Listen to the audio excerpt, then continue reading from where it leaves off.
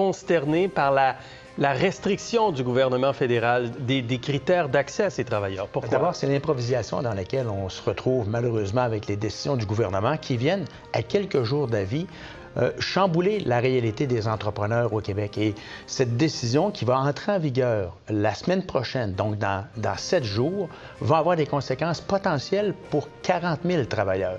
Alors, ça touche un bassin d'environ 40 000 travailleurs qui, lorsqu'il viendra le temps de renouveler leur permis de travail, pourraient se retrouver incapables de renouveler leur permis de travail. Pour les entreprises, il y a un impact important? Pour les entreprises, définitivement, il y a un impact important. Alors, au deuxième trimestre de 2024, nous avons encore 139 000 postes de toutes les entreprises, de toutes les régions du Québec qui sont disponibles, qui malheureusement ne trouvent pas... Il y a encore plus de gens qui cherchent de l'emploi sur le territoire. Il y a encore plus de gens qui cherchent de l'emploi. Par contre, ça ne veut pas dire que le taux de chômage qui a monté, qu'il y a plus de gens qui sont en recherche d'emploi, que ces gens-là ont les compétences ou la formation pour être capables de combler ces postes. Alors, vous voyez, malgré une augmentation du taux de chômage, il y a quand même 140 000 postes de disponibles dans toutes les régions du Québec. Vous avez besoin de cette main-d'œuvre. Monsieur Hainaut, vous vous réjouissez à la CSN de ces restrictions supplémentaires. Pourquoi? Bien, premièrement, peut-être une chose que je vais être d'accord avec mon collègue patronal, c'est que c'est clair qu'une semaine d'avis, je comprends les employeurs quand même. C'est court. Je veux dire, sur le fond, on est d'accord. Sur la forme, je pense qu'un préavis un peu plus long aurait été... je comprends un peu le désarroi là-dessus. Mais c'est clair que pour nous, le taux de chômage est quand même... Le chômage a augmenté de près de 32-33 dans la dernière année. Donc, il y a de l'emploi présentement. Pour nous, je pense que c'est un premier pas. Mais en même temps, on est quand même un peu déçus qu'on a encore les permis fermés. Donc, ça fait longtemps qu'on réclame la fin de ces fameux permis fermés-là pour les travailleurs étrangers. Alors, les permis fermés, c'est des travailleurs étrangers qui se retrouvent à un endroit puis qui ne peuvent pas aller travailler ailleurs. Ils ne peuvent pas aller travailler. Donc, ces personnes-là arrivent là et ils sont pris avec cet employeur-là toujours. Ils ne peuvent pas changer. Puis avec l'augmentation présentement des lock-outs, depuis décembre, il y a beaucoup d'augmentation des lock-outs du côté des employeurs. Ces gens-là sont pris à ne pas pouvoir travailler nulle part parce que c'est un employeur seulement. Donc, souvent, je l'ai vécu dernièrement dans une entreprise de la Rive-Sud de Montréal où il y avait 2 travailleurs français étrangers qui ont dû, la solidarité syndicale, mais sinon, il n'y avait pas d'argent pour payer leur loyer, il n'y avait rien. Là. Donc, c'est vraiment, moi, je pense qu'il faut regarder pour que ces gens-là, minimalement, puissent aller travailler ailleurs lorsqu'on les emmène au Canada. Parce qu'il y a une question aussi de comment on s'occupe de ces travailleurs-là, dans quelles conditions ils travaillent. Quand les Nations unies reprochent au Canada de quasiment aller dans l'esclavagisme moderne. Parlons-en de cette déclaration. C'est quand même une réalité, là, le traitement de ces travailleurs-là. Parlons de la réalité, Monsieur Filion. 2023-2024, les dernières statistiques qui viennent de sortir par Statistique Canada.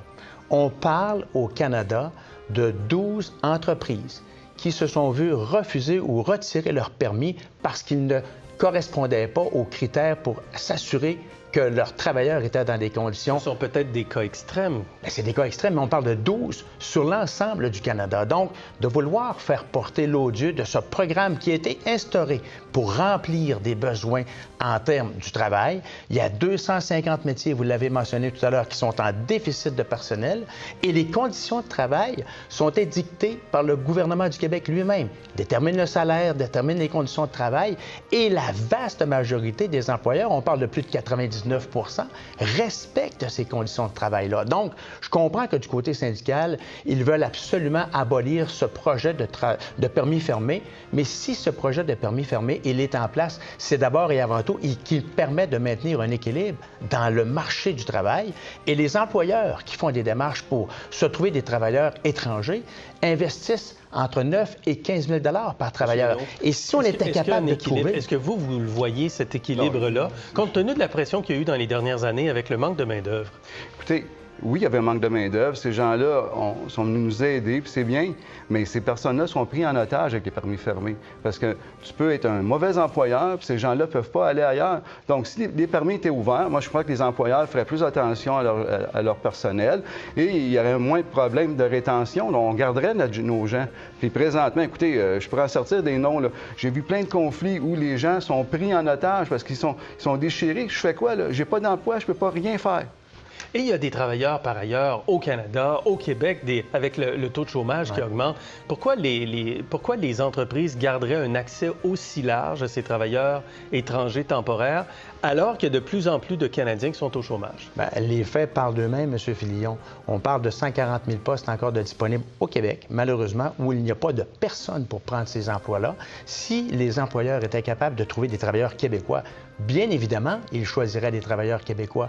Mais dans le contexte de pression sur le marché du travail, dans le contexte de rareté de main-d'œuvre, ces employeurs n'ont d'autre choix que de se retourner du côté de l'immigration et des travailleurs étrangers temporaires. Il faut rappeler encore une fois une donnée qui, malheureusement, qui est une réalité.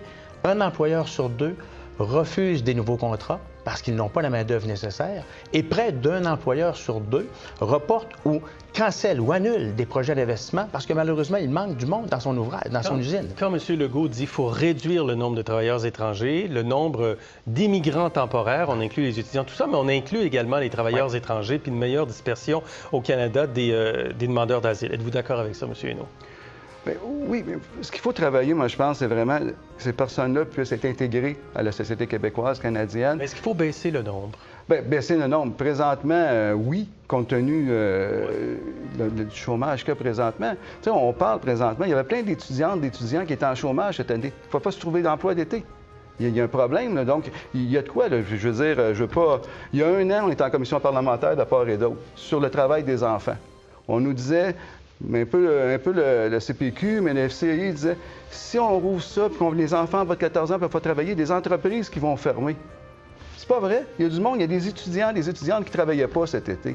Donc, c'est un faux débat. Ce qu'il faut attirer notre monde. Il faut être capable de donner des bonnes conditions de travail, pas seulement du salaire, là, des horaires, être attractif, des bonnes assurances.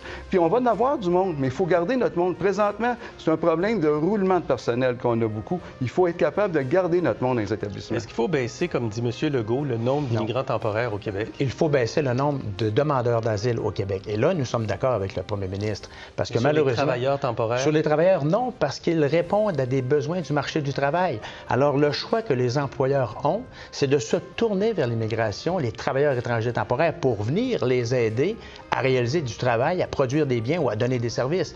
Là où on rejoint le premier ministre, c'est sur les demandeurs d'asile. C'est un peu bizarre que près de 50 des demandeurs d'asile au Canada sont au Québec, alors qu'on représente 22 de la population. Alors, il ne faut pas toucher aux travailleurs parce que ceux-ci, malheureusement, pour la croissance économique, ne sont pas en mesure de pouvoir générer cette prospérité, cette croissance qui est importante pour les entreprises au Québec.